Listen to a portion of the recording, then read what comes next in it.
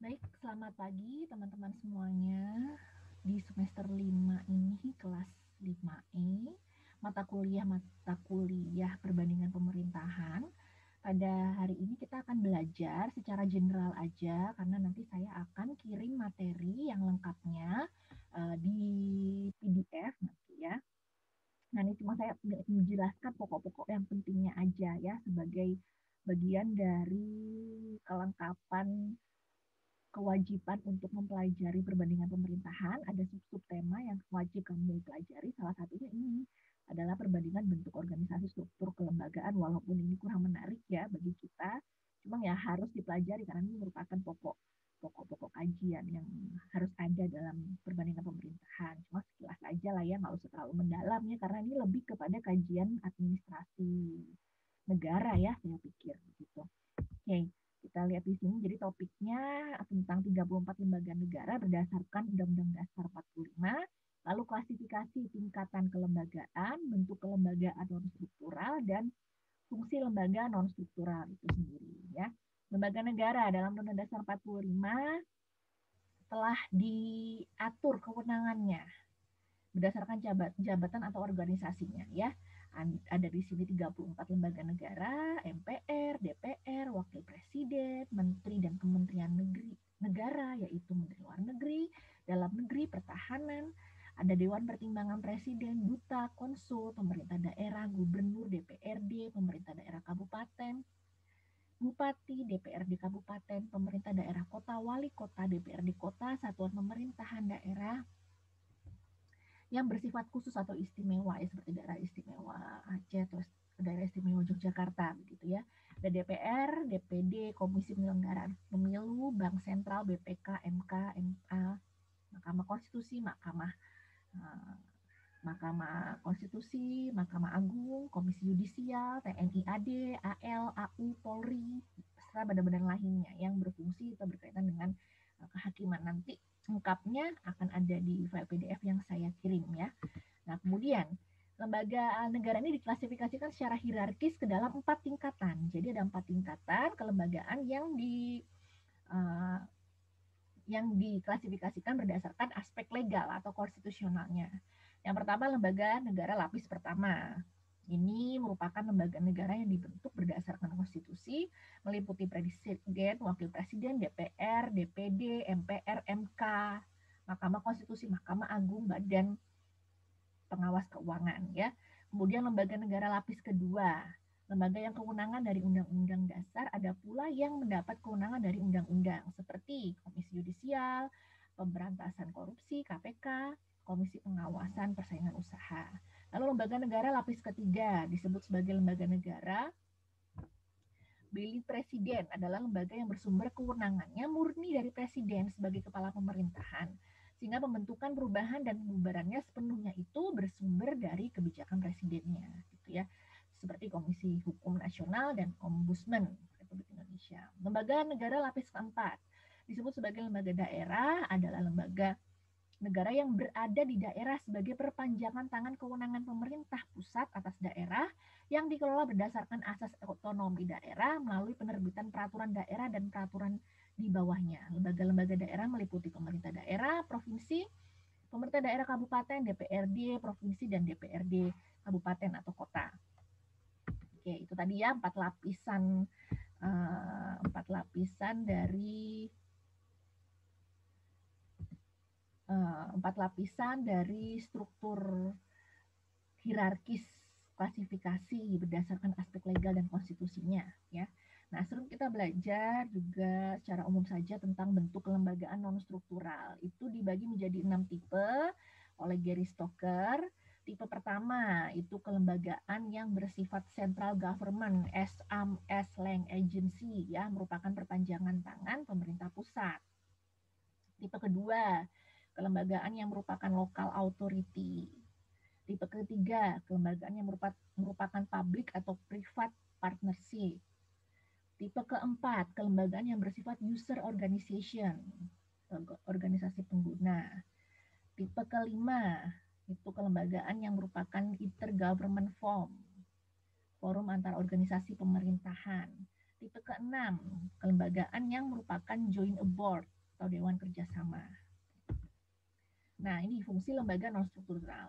Menurut Yves Meny, Andrew Knapp, nih yang terakhir ya, dari materi organisasi struktur pemerintahan, ya, sederhana membedakan kelembagaan yang bersifat khusus dan spesial berdasarkan 4 fungsi administrasi ke dalam 3 tipe. Yang pertama, regulatory and monitoring bodies. Yang kedua, those responsible for the management of public service. Yang ketiga, the engage in productive activities. Ya, seperti apa itu intinya tiga tipe ini nanti ada di materi yang saya bagikan itu ya. Pada intinya dia berfungsi sebagai regulator gitu ya, untuk memonitoring atau mengontrol lembaga-lembaga badan-badan negara, kemudian bertanggung jawab dalam memanajemen pelayanan publik gitu. Kemudian dia juga berfungsi untuk merelasikan gitu ya, menghubungkan itu antara kegiatan-kegiatan produktivitas di kelembagaan itu sendiri begitu. Tapi nanti lengkapnya kalian bisa baca sendiri ya teman-teman. Oke, dan ini udah sampai di sini aja. Yang sebenarnya lebih penting dan lebih inti dari studi perbandingan pemerintahan ini adalah di slide yang berikutnya akan saya jelaskan ya. Dan itu nanti akan menjadi tugas besar dari Anda semua per kelompok ya. Jadi nanti Anda akan mempresentasikan mengenai beberapa perbandingan di negara-negara. Nah, ini yang sebenarnya seru banget nih gitu dipelajari pada materi perbandingan pemerintahan ya. Kita lihat di sini. Saya sudah membuat overview bagaimana aktivitas yang akan kita lakukan setelah UTS ini ya, akan kita lakukan setelah UTS. Jadi teman-teman nanti kan ada 10 kelompok ya. Di 10 kelompok itu nanti dua-dua per satu bahasan overview ini dikerjakan oleh dua kelompok begitu ya. Dikerjakan oleh dua kelompok, kemudian presentasi pada hari itu nanti saya kasih pembahasannya begitu ya. Itu setiap minggunya akan kita lakukan, plus nanti ada materi dari saya yang belum tersampaikan begitu ya, dan itu wajib di kriteria kajian adiksi gitu.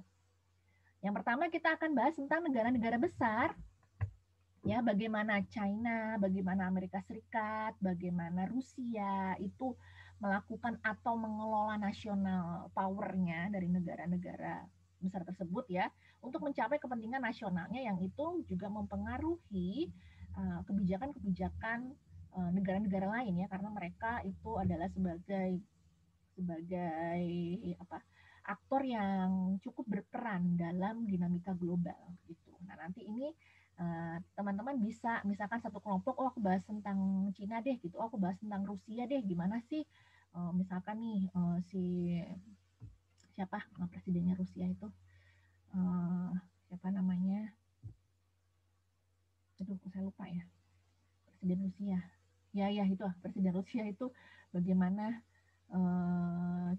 dia mengelola, kenapa kok dia masa jabatannya bisa sampai panjang sekali begitu ya, apakah ada konstitusi yang diubah, lalu apakah benar-benar pemilihannya itu secara demokratis, lalu Putin ya, bagaimana Putin itu bisa mempunyai legitimasi yang sangat kuat di Rusia, itu kamu bisa bahas ya. Kemudian China sekarang tuh punya tujuan apa sih gitu ya, untuk menjadi pesaingnya Amerika Serikat. Sekarang China dan Rusia itu belum termasuk superpower ya teman-teman, dia adalah great power, jadi di bawahnya superpower saat ini masih Amerika Serikat, tapi China ini punya ambisi untuk menjadi superpower.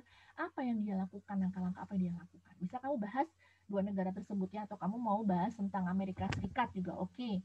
Tentang bagaimana Amerika Serikat ini di bawah pemerintahan Trump itu diglobalisasi, jadi mundur, bukan lagi globalisasi tapi dia kembali ke ranah malah nasionalisme membara gitu ya, nasionalisme intern yang itu didengung-dengungkan untuk melindungi kepentingan nasional dalam negerinya gitu, dengan cara tidak lagi globalisasi tapi deglobalisasi gitu, malah lebih menutup dirinya gitu supaya untuk melindungi kepentingan dalam negerinya. Coba kamu nanti kira-kira saya tertarik yang mana ya gitu, kelompok yang dapat bagian negara besar. Lalu kedua, Timur Tengah.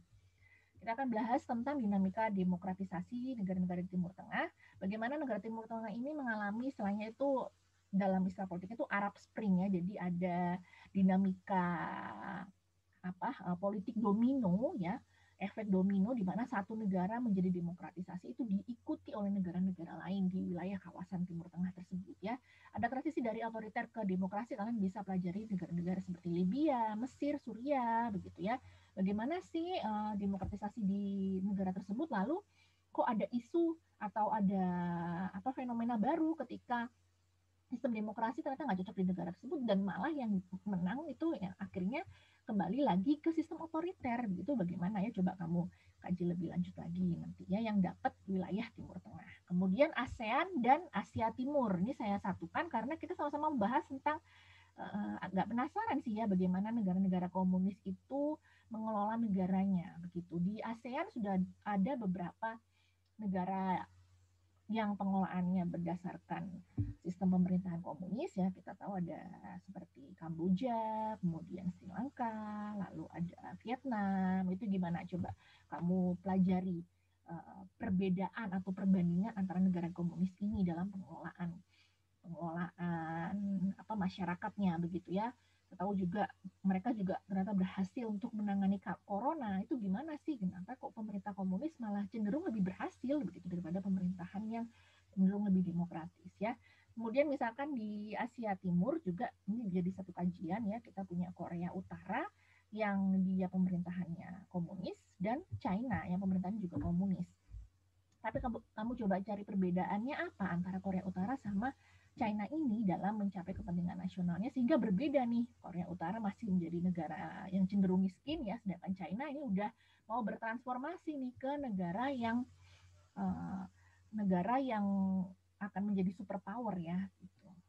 Esun akan menjadi superpower. Nah, berikutnya Amerika Latin. Amerika Latin kita akan bahas tentang sosialisme ala Amerika Latin ya. Jadi Amerika Latin ini adalah negara kawasan yang sosialismenya itu lebih humanis, lebih populis begitu ya.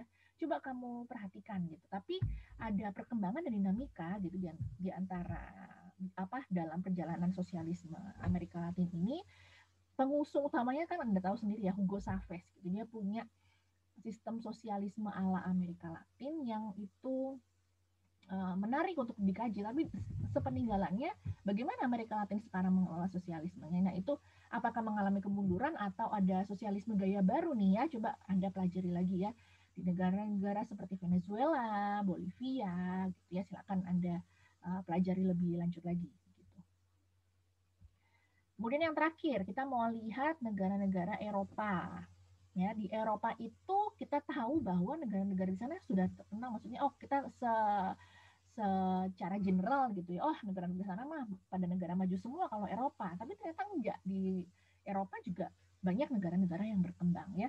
Jadi kamu cari di situ negara-negara maju dan negara-negara berkembang yang ada di kawasan Eropa, apa yang membedakannya gitu, sehingga negara ini menjadi negara maju, negara yang lain menjadi negara berkembang, padahal mereka satu kawasan Eropa yang notabene kalau di sepengetahuan sekilas ya orang Asia, orang yang awam gitu, wah Eropa mah maju semua, tapi kenyataannya enggak gitu ya. Coba kamu cari ya perbandingan nanti yang dapat kelompok ini, ada negara maju dan negara berkembang di Eropa. Wah ini jadi seru banget ya teman-teman untuk kita pelajari ini setelah UTS, jadi sebuah diskusi yang menarik. Jadi kita nanti setelah UTS akan banyak Google Meet aja ya. Google Meet tuh kayaknya lebih efisien, lebih menghemat kuota katanya teman-teman ya. Itu deh sekilas tentang overview. Setelah nanti UTS kita akan bahas tentang hal-hal tersebut. Oke. Ya, terima kasih teman-teman. Silakan dikoordinasi nanti untuk pembagian kelompoknya bagaimana. Kita mungkin bisa juga adakan seperti kocok gitu, sistem kocok ya, mau yang mana duluan. Ini mah nggak masalah, misalkan mau Eropa duluan atau mau negara besar duluan atau mau Timur Tengah duluan, ini mah nggak masalah, nggak ada keterkaitan satu dengan yang lainnya gitu ya. Oke, kalau gitu selamat pagi teman-teman, selamat beraktivitas kembali. Saya tutup di sini. Oke, bye, selamat beraktivitas, happy day.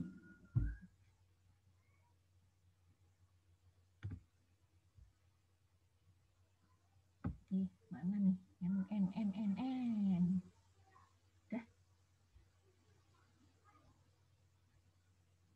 Oke.